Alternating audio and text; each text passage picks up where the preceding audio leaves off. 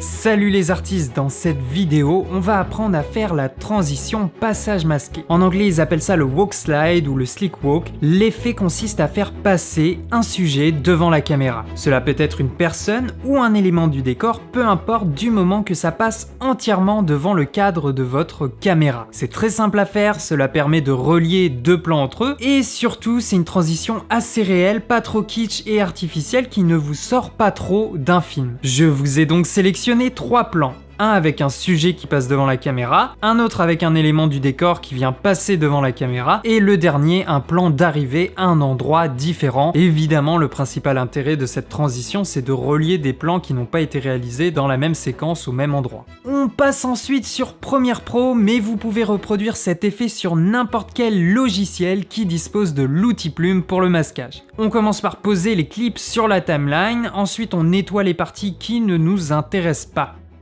Voilà, comme ceci. Par contre, ne coupez pas trop vos plans, il faut laisser le temps au sujet de quitter le plan, sinon le masque va s'arrêter en cours de route. Maintenant, première chose, il va falloir superposer les plans entre eux au niveau des parties qu'on va masquer pour la transition. Commencez donc par repérer le moment à partir duquel l'arrière-plan recommence à apparaître après le passage du sujet. Vous pouvez par exemple rajouter une marque en faisant un clic droit sur la partie référencée de la timeline. Ajouter une marque, ça permet d'avoir un repère à cet endroit. Je monte ensuite mon premier plan sur la piste d'au-dessus et je cale le début de mon second plan en dessous au niveau de la marque. Maintenant, il ne nous reste plus qu'à créer un masque pour faire disparaître tout ce qui réapparaît après le sujet. Pour ce faire, sélectionnez bien votre premier plan, vous allez dans l'option d'effet, puis on se cale au niveau de la marque de notre début de transition et on clique sur l'outil plume, ce qui va créer un masque. Ensuite, avant de commencer, pensez bien à activer le keyframe du tracé de masque de façon à pouvoir l'animer. J'insiste bien là-dessus car je ne vous raconte pas combien de fois j'ai voulu faire une animation de masque image par image sur plusieurs secondes et à la fin je me rends compte que je n'avais pas activé les keyframes de mouvement, de tracé du masque. Du coup, le logiciel à chaque fois retenait la dernière position de mon masque et à la fin, évidemment, je me retrouvais sans aucune animation et quand il y a passé une bonne heure,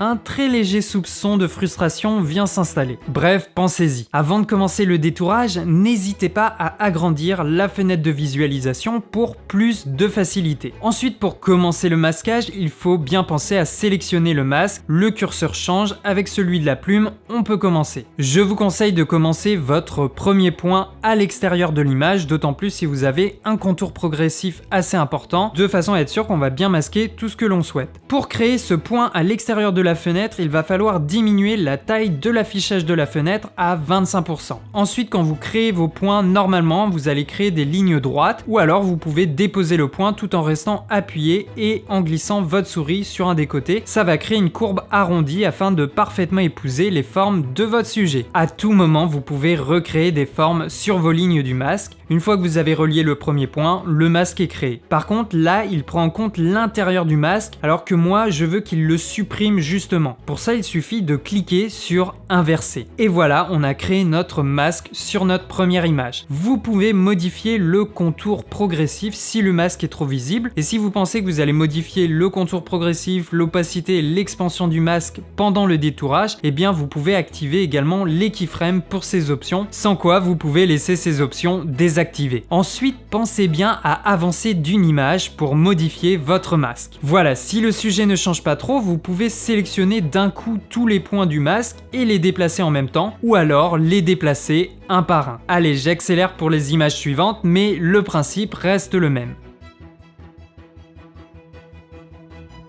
Voilà, le masque est fini, maintenant il faut revenir à la première image et juste partir une image en arrière et faire sortir le masque du champ pour qu'il apparaisse uniquement au début de la transition. Maintenant, si je vous montre image par image, on a bien le masque qui suit le sujet jusqu'à ce qu'il sorte du champ. Allez, je vous montre une dernière fois le procédé pour créer cette transition sur le deuxième plan. Je commence par repérer l'image qui m'intéresse, je monte le plan sur la piste d'au-dessus, je décale à la marque le plan suivant, j'active le masque à l'endroit de la marque sur le plan d'au-dessus, j'active le keyframe, puis je fais mon masque image par image et pour finir, je n'oublie pas à la fin de revenir au début du masque, de se décaler d'une image et de faire sortir le masque. Voilà, c'est aussi simple que ça. Bien sûr, la complexité du masque dépendra de la forme du sujet à détourer. En tout cas, c'est une des transitions les plus utilisées dans les films ou les séries, car elle ne fait pas du tout artificielle et c'est l'idéal pour passer en douceur d'une séquence à une autre. Comme d'habitude, n'hésitez pas à me suivre sur les réseaux sociaux, Instagram, Twitter, Facebook, notamment si vous voulez me partager vos réalisations ou des petits montages que vous avez réalisés en suivant les différents tutos. Allez, je vous dis à la prochaine. Ciao les artistes!